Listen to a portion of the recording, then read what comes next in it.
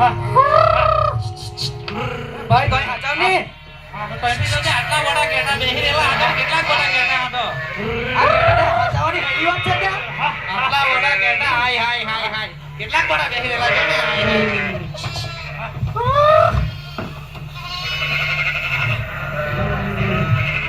ભાઈઓ બકરાને ચારવા દે આપણે બેહી જાય ભાઈઓ આરામ કર લે ભાઈઓ થોડા બેસી જાઓ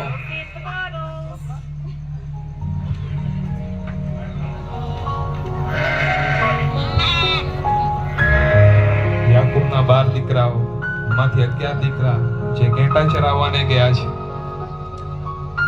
ભાઈઓ હા આપણો બાપ છે ને હા તે આપણને બિલકુલ પ્રેમ નહીં કરે. સાચી વાત છે ભાઈ તે ખાલી યુસુફને જ પ્રેમ કરી કરતો હોય. સાચી વાત આખો દાડો યુસુફ યુસુફ જ કરતો હોય. આપણું નામ તો લે જ નહીં. સાચી વાત આપણે એમ તો હવાર પડે એટલે ગેડા ચારા મોકલી આપે આપણે હું ગેડા શકે ગેડા જવા રાખલા કે આપણે ને સાચી વાત છે તારી. સાચી વાત ને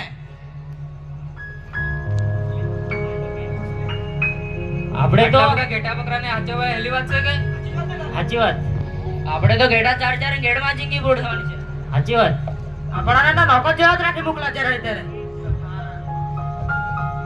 આપણે તો ઘેટા જ ચરાયા કરવાના અને દૂધ તો એને જ પાય પાવો સાચી વાત છે તારી સાચી વાત. એવું ચાલે કે સાચી વાત.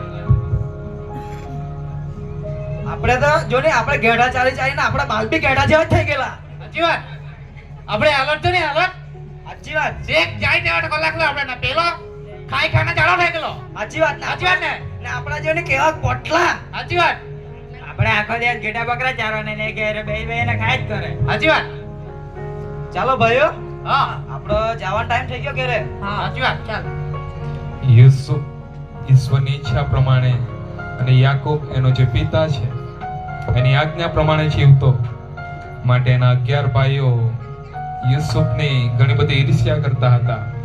અને તમે એની વાત સાંભળી છે કે એઓ કઈ રીતે યુસુફ પર ઘણા બધા તહોમત લગાવે છે. હવે યુસુફ એના પિતા યાકૂબની પાસે જાય છે.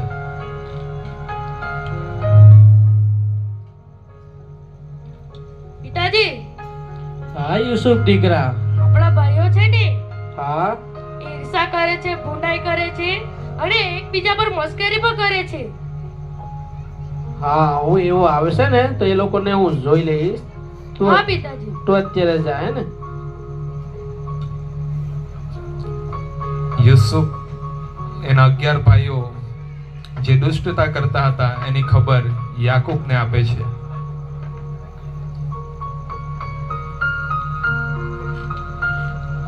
આવો મારા દીકરાઓ. જી પિતાજી.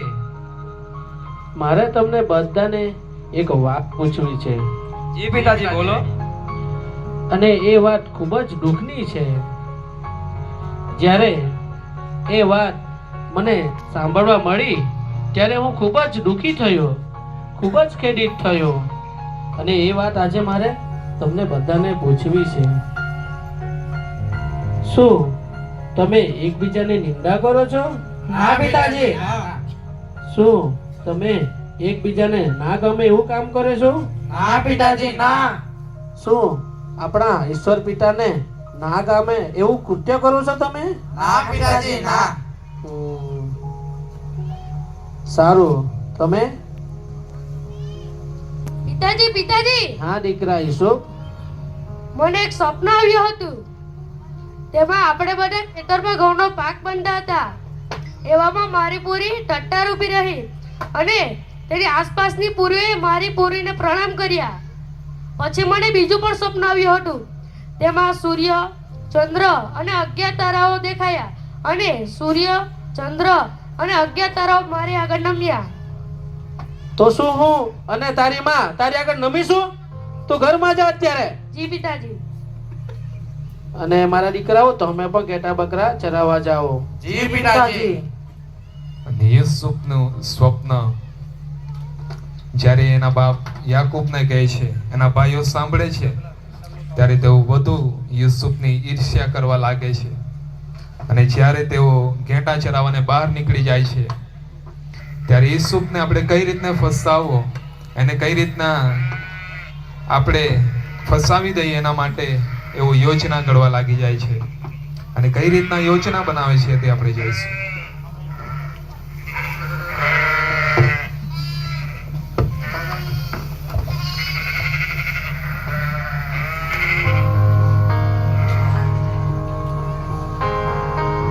ભાઈઓ હા પેલો યુસુફ હું કે આપણે એના સામે નમવું પણ આપણે એના સામે નમ્યા એવા લાગ્યા કે ની નમ્યા ને આપણે હો મેં તો જાત નહીં નમું તમે નમવાના હોય તો નમી જાજો ની એ વાત તો ખોટી ને ની નમ્યા બાહો હું કે ખબર કે હા 11 તારા દેખાય એવી વાત કરે તો સાચી વાત છે તારી અહીંયા એક તારો નહીં દેખાય ને તેને 11 તારા દેખાવાના કે એ જ ને મોટી મોટી લાગી જાય એના પપ્પા મેરે ને આપણે એને તો કેટા ચારો મોકલી આપે એ જ ને આપણે બાપથી કાર ખાવા પડે પછી સાચી વાત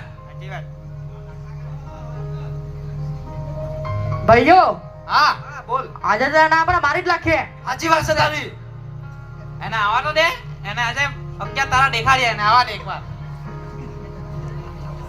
ચમકાવું આજે એને આવા દે યુસુફ દીકરા, જી પિતાજી. જે તારા ભાઈઓ ઘેટા બકરા ચરાવવા ગયા છે ને એમને જમવાનું આપતો આવ અને એ લોકો સારા છે એની ખબર પણ તું લેતો આવજે, હા પિતાજી. હે ને?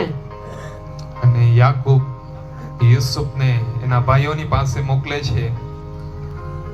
એ ખાવાનું લઈને જ્યારે એના ભાઈઓની પાસે જઈ રહ્યો હોય છે ત્યારે દૂરથી એના ભાઈઓને જોઈ લે છે અને એને કઈ રીતના આપણે ફસાવવું, એને કઈ રીતના હાનિ પહોંચાડવી એના માટે એના ભાઈઓ મસલત કરવા લાગે છે, યોજના કરવા લાગે છે. અને શું કરે છે તે આપણે જોઈશું. ભાઈઓ હા તે પેલા સપનાવાળી આવે છે 11 તારા વાળા આવતો છે કેમ છો ભાઈઓ? હું કેમ છો તને બતાવું ને કેમ છે તે તો આજે હાલો, હું તમારા માટે જમવાનું લાવ્યો છું. લાવ તું જમવાનું લાવ પેલા લાવ જમવાનું વાહિત નીમલે ને ભાઈ હું વેફર ખાઈને રહેવાને કે અમે હે ચાલો આ હું 2 વેફરમાં મને કઈ થાય કે આ કેટલા જણ જોડી ભાઈઓ તમે મારી સાથે આવું કેમ વર્તન હું કરો આવું છો? લાડકો થાય તારા પપ્પા મેં લાડકો થાય કે તું લાગો ના પકડો એને મારો મારો કોઈ બચાવો! કોઈ મારો. બચાવો! અને કુવામાં નાખી દેવો ભાઈઓ એનો જબ્બો કાઢ લેવો એનો બચાવો!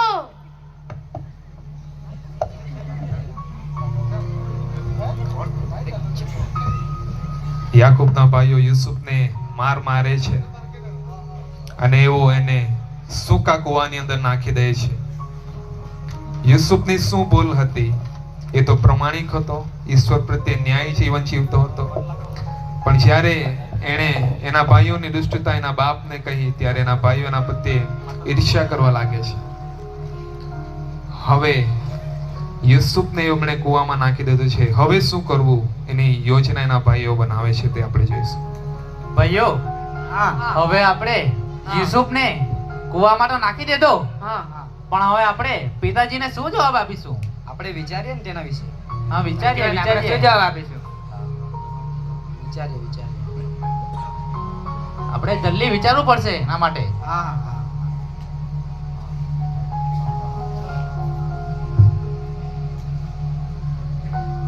ભાઈઓ, હા પેલા વેપારીઓ હવે એવું લાગે આપણે યુસુફને વેચી કાઢીએ તો તમને કેવું લાગે? સાચી વાત સાચી વાત છે ભાઈ તારી તો ચાલો આપણે એને કાઢી લાવીએ. હા ચાલ, કુવામાંથી આપણે કાઢી લાવીએ ચાલો ભાઈ પેલું દોઢું લેટ આવજે અને વેપારીઓનો સમૂહ દૂરથી આવતો જોઈને યાકૂબના દીકરાઓ યુસુફને ફરીથી કૂવામાંથી બહાર કાઢે છે અને વેપારીને ગુલામ તરીકે વેચી દેવા માટે યોજના બનાવે છે.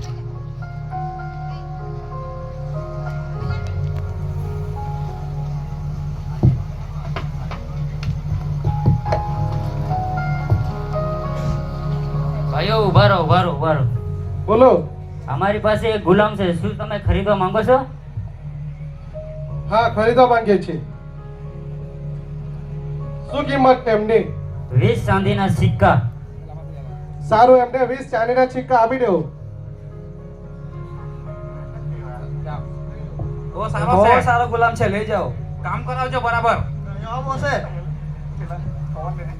પપ્પાનો લાડકો હશે જોઈને રાખજો અને યાકૂબના દીકરાઓ યુસુફને વેપારીઓને વેચી દે છે. હવે યુસુફને વેચી દીધો છે એમણે, પણ હવે બાપને શું કહેવું એની યોજના એવો હોય પછી બનાવે છે. અને કઈ રીતના બનાવે છે તે આપણે જોઈશું. ભાઈઓ હા મને એક વિચાર આવ્યો છે હા બોલો આપણે છે ને હા આપણા બાપને એવું કે હું હા કે યુસુફ છે ને કોઈ જંગલી પ્રાણી ખાઈ ગયું છે યુસુફને સાચી વાત છે ભાઈ આપણે એક બકરું કાપી મૂકીએ હા ને તેના લોહીથી યુસુફને જબ્બાને ખડી કાઢું હા ને તે આપણા બાપને આપી દેવું. સાચી વાત છે. ચાલો આપણે ઘરે જઈએ. હા યાકૂબના દીકરાઓ ખોટી યોજના રચે છે. યુસુફને વેચી દીધો છે, પણ બાપને એવું જૂઠું કહેવાના છે ઘરે જઈને કે યુસુફને કોઈ જંગલી પ્રાણી ખાઈ ગયું છે. અને યાકૂબનો એ સમયે શું જવાબ હશે તે આપણે જોઈશું.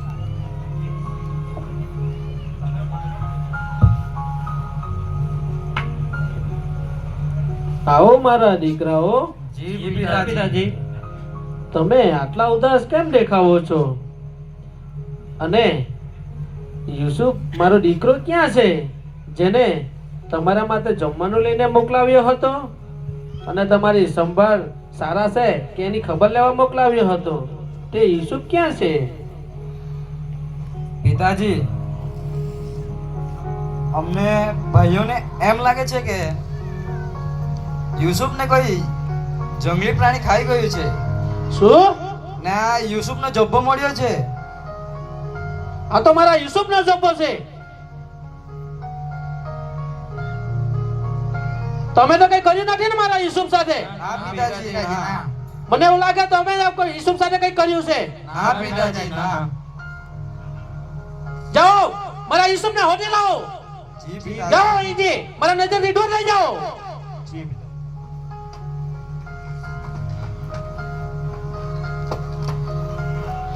મારા યુસુફ દીકરા, તું ક્યાં છે?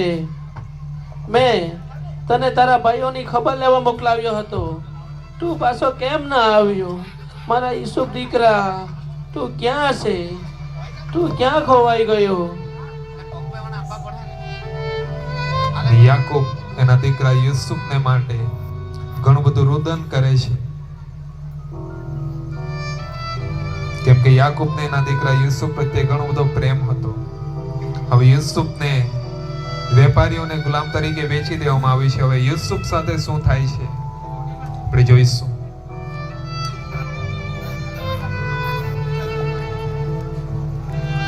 તમે એક બાબત જોઈ શકો છો યુસુફના જીવનની અંદર કે એની સાથે કોઈ પણ પરિસ્થિતિ બની રહી છે, પણ હંમેશા ઈશ્વર એની સાથે છે. હવે યુસુફ સાથે આગળ શું થાય છે તે આપણે જોઈશું. સિપાહીઓ, ચાલો આપણે બજાર જવાનું છે.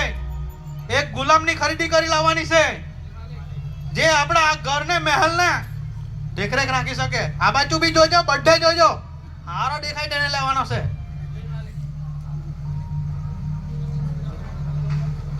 જો પેલો જુવાન સારો દેખાય છે, આપણે એના માલિકોને પૂછીએ. ચલો આ બાજુ સિપાહીઓ.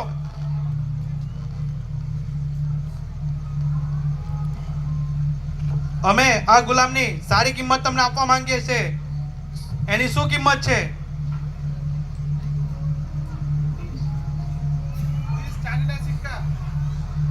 હાલો, બહુ સારી કિંમત આવી છે, આપી દઈએ આપણે. આપી દે, સારી કિંમત આવી. સિપાહીઓ લઈ લો એને. યુસુફને પોતીફાર નામનો સેનાપતિ ગુલામ તરીકે ખરીદી લે છે અને પોતાના ઘરમાં ઘરકામ કરવા માટે ગુલામ તરીકે યુસુફને લઈ જાય છે. જો મારી પત્ની, આ તારા માટે ગુલામ લાવ્યો છું. આ આપણું મહેલ છે, આ ઘર છે, આને તારે દેખરેખ રાખવાની છે. હવે જી પછી માલિક. યુસુફ સાથે શું થાય છે